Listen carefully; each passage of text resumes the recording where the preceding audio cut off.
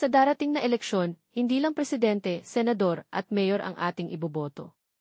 Isa sa pinakamahalagang balota ay ang tinatawag na party list. Pero ang tanong, alam ba talaga natin kung sino ang tunay na kinakatawan ng mga party list na ito? Ang party list system ay orihinal na isinabatas para bigyan ng tinig sa Kongreso ang mga sektor na matagal nang hindi naririnig, mga manggagawa, magsasaka, mangingisda, urban poor, katutubo, senior citizens, kababaihan, kabataan, persons with disabilities, at mga OFOs.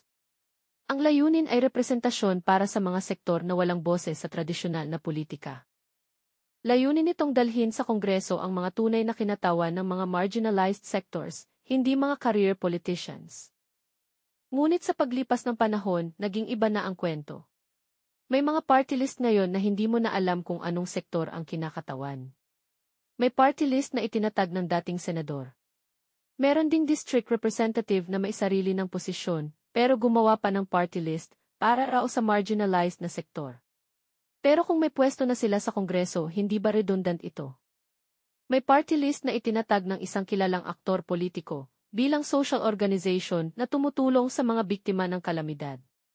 Wala tayong duda sa kanyang kabutihan. Pero bilang mambabatas, hindi ba responsibilidad na niyang magpasa ng batas para sa masa? Bakit pa kailangan ng party list kung siya mismo ang may kapangyarihan at kakayahang tumulong? May isa pang party list na sinasabing para sa marginalized and displaced. Pero napakalawak ng scope. Sino ba talaga ang kinakatawan nila? Ang problema, nawawala ang essence ng representasyon. Ang party list ay hindi dapat second chance para sa mga politiko na hindi nanalo. Hindi rin ito dapat maging shortcut para magkaroon ng second seat sa Kongreso.